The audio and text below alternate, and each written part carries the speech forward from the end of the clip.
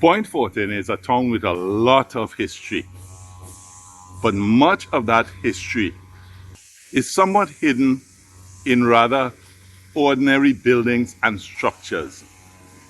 Today, I'm heading to Point Fortin to unpack some of that history for you. So come along with me and let's go visit Point Fortin and learn some of its history. It might seem strange to open this video with a vista of a simple road, but in a sense, this road is part of Point Fortin's history.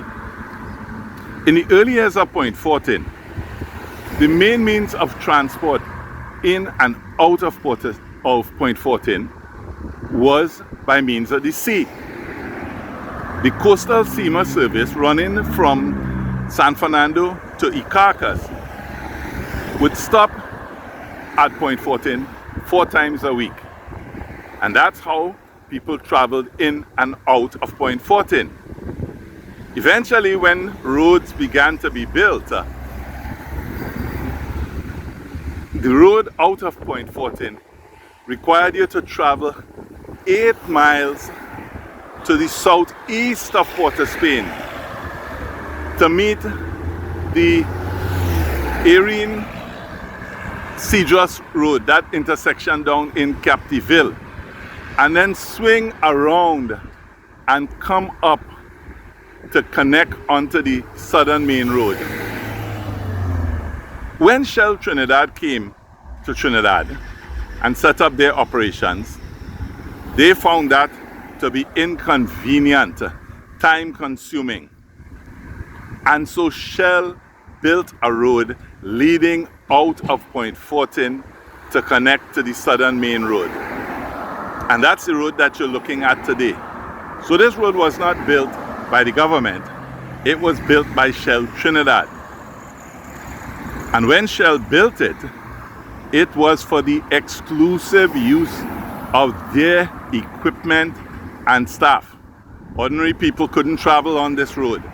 And there was actually a gate to prevent you from traveling on the road. Only Shell was allowed, Shell employees and equipment were allowed to use the road. But eventually, Shell removed the gate and the public was then able to begin to use this road. So this road is part of Point Fortin's history.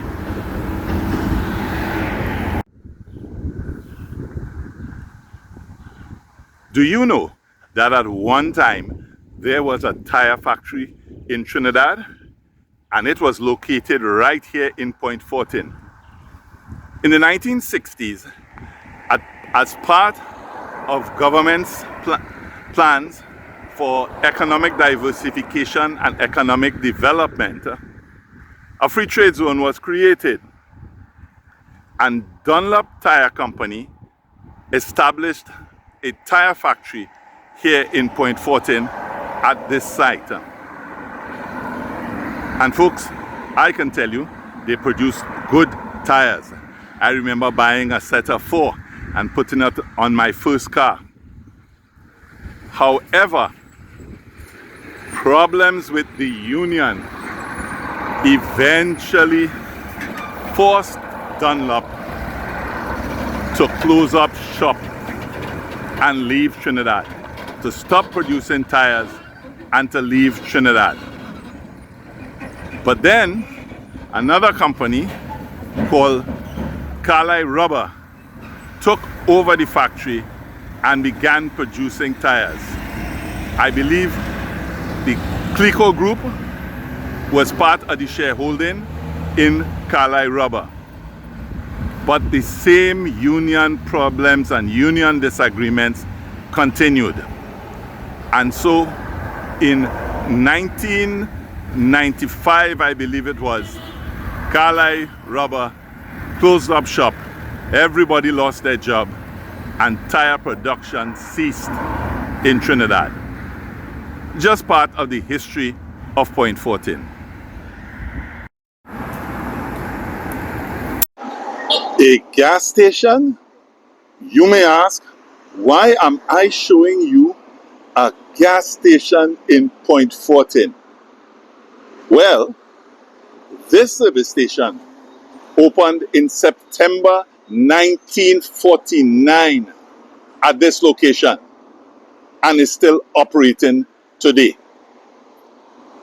It was, at the time when it opened, a Shell service station, as can be expected, because Point Fortin was a Shell town.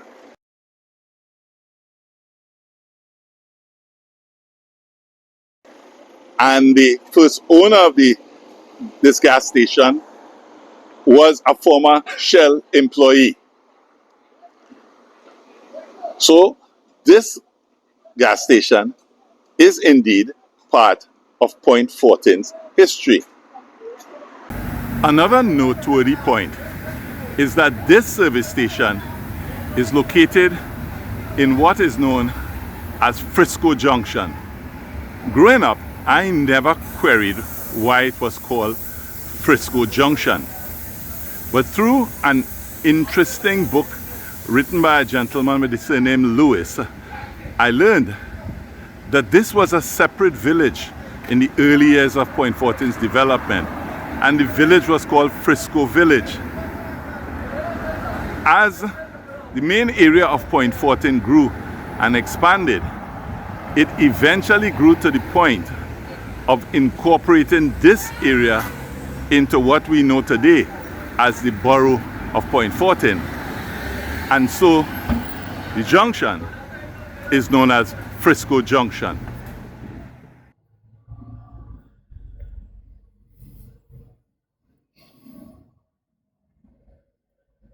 Let's continue our journey and take a look at what may be considered the heart of Point Fortin, the heart of the borough. And in between, as we travel along, I'll take you back in time and show you some scenes of what Point Fortin looked like in its very early days.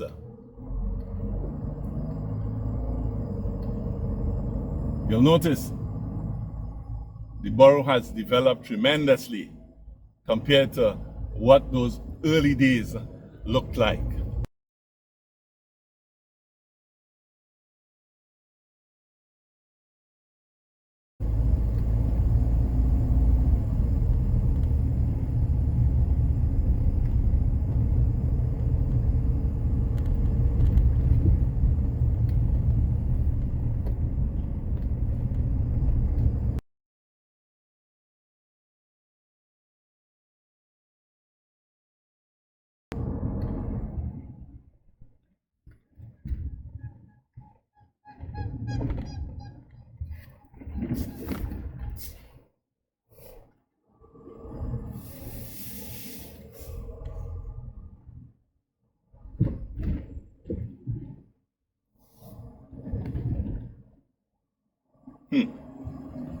Even the road pattern has changed from when I was a teenager growing up in Point Fortin. And I have to make a big loop to get to where I am seeking to go. Oh well, while I'm making the loop, you get to see part of Point Fortin, or another part of Point Fortin.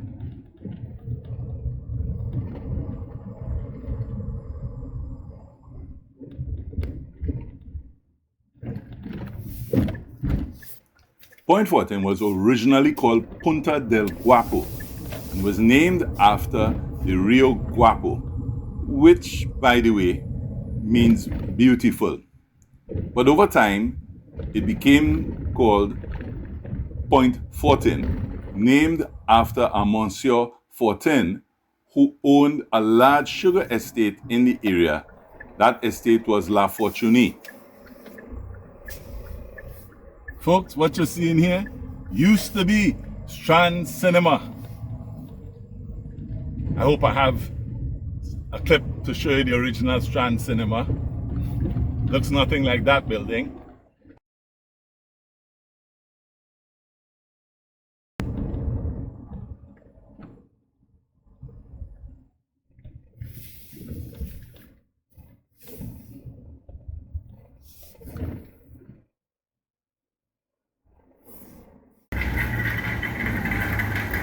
In 1903, Ernest Hugh Canning came to Trinidad, and in 1912 he opened a supermarket in Port of Spain. He then expanded in 1920, I believe, to open a second supermarket in San Fernando. And then in 1933, his third supermarket in Point Fortin.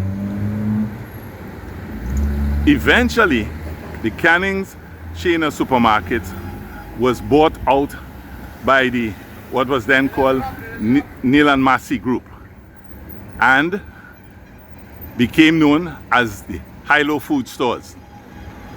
Eventually, Hilo Food Stores changed the name to Massey Stores and expanded outside of Trinidad, with Massey Stores now in St. Lucia and St. Vincent and I believe Grenada.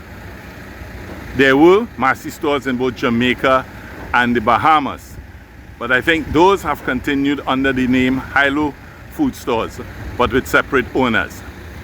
So this, what we're looking at, is the location where Canning's opened their third supermarket in Trinidad, on this location, and it continues to operate at this location from 1933 up to the present. In 1927, a Roman Catholic church was erected in Point Fortin using voluntary labor. Over the years, the church, however, became too small for the number of parishioners that it had. And so, in 1956, a new church was built, where at the site of that original church from 1927, and of course the church that was rebuilt in 1956, and then in later years some more remodeling was done on this church. This is what Point Fortin was built around, more than anything else. This is what underlies the history of Point Fortin.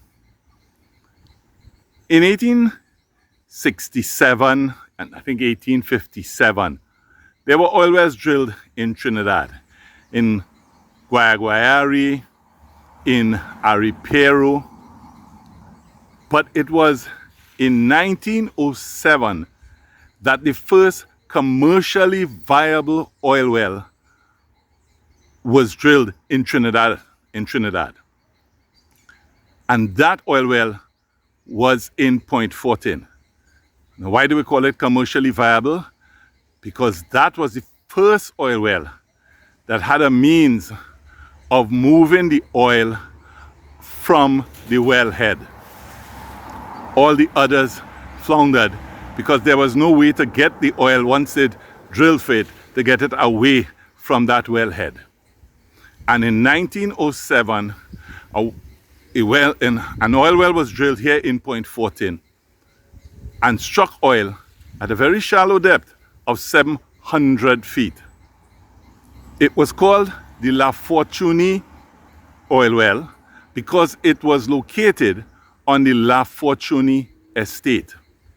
And that first oil well changed the history of Point Fortin, but more so the entire history of Trinidad and Tobago. That well, which was not too far from here, maybe I would guesstimate about 400 or 500 feet from where I'm standing right now. That well continued producing oil for over 100 years.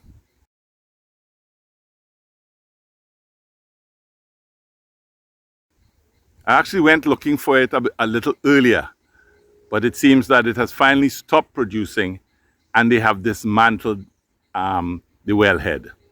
So this is the most historic thing in Point Fortin. We'll see some more things, but this and all the other oil wells, because all around Point Fortin, There are oil wells scattered around. Whenever I mention an oil refinery in Trinidad, all I hear people talking about is point up here, point up here, point up here. And then I realize that's because most people don't really know the history. There were actually 3 oil refineries in Trinidad. Point up here was only one of them, and I think actually the last one to come on the scene. There was an oil refinery operated by BP in Palo Seco, and then there was an oil refinery here in Point Fortin. And if I'm correct, Point Fortin was in fact the first oil refinery in Trinidad. I think, I'm subject to correction, I think this refinery was in operation since 1914. The combination of the drilling for oil and the refinery here in Point Fortin is what led to the overall development of Point Fortin, this refinery. Unfortunately, this refinery was also closed down. There was not as much noise in the national community about its closure because everybody was focused on Point up here. But the closure of the refinery hit the borough of Point Fortin very hard. It bounced back a little bit with the creation of Atlantic LNG, though Atlantic didn't employ as many Point Fortin people as the refinery here in Point Fortin did.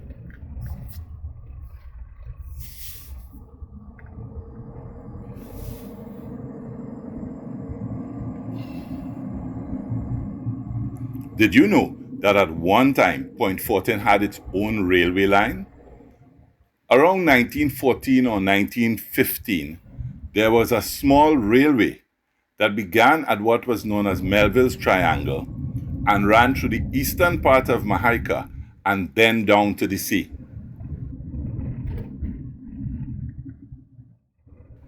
The area we're driving through is known as Clifton Hill, and to many, it's simply a housing area.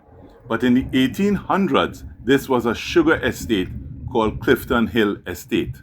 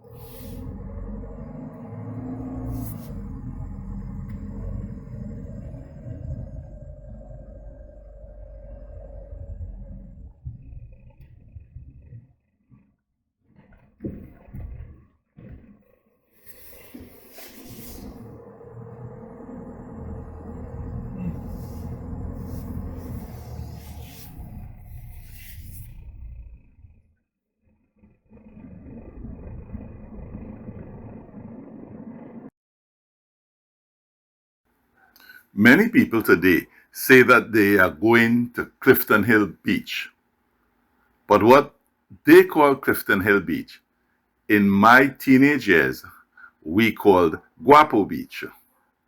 Let me show you what Clifton Hill Beach looked like originally. Beautiful, isn't it? The beach that we see today, well, actually, lack of beach with this barrier of rocks, came about as a result of the development of the Atlantic LNG plant. And they claimed that they needed that barrier there because of the LNG plant. And the beautiful Clifton Hill Beach was destroyed.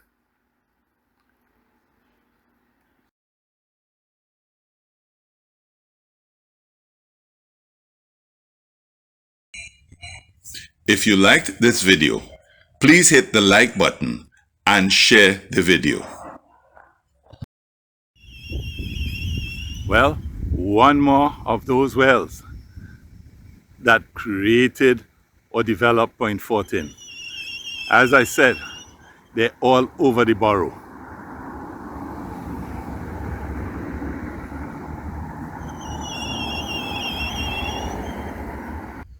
The building we're looking at was for many years the only hospital in Point Fortin. Indeed, the only hospital in the southwestern peninsula. In the early years of Point Fortin, there was no hospital. And if you got sick, you had to be transported to San Fernando. Then Shell came and set up Shell Trinidad oil fields and decided it needed to have a hospital. And so in 1947, Shell constructed this hospital. At first, the hospital was only for its employees. Only employees of Shell were treated at this hospital, and everybody else had to journey to San Fernando. And bit by bit, over time, Shell recognized and actually was under pressure with the amount of people. And I think at first, they created a maternity unit. Not sure if it was here in the beginning, but I know that eventually it was in Harriman Park. And then in 1960, Shell handed over this hospital to the government of Trinidad and Tobago. And it remained the hospital for Point Fortin, but also for Icacos and Bonas and Granville and Erin, all the areas in the southwestern peninsula until until 2020, when the new hospital that we would have passed on the way coming into Point Fortin, when that new hospital was opened and this one was closed. I believe, however, during the COVID pandemic, it was used and after that closed again.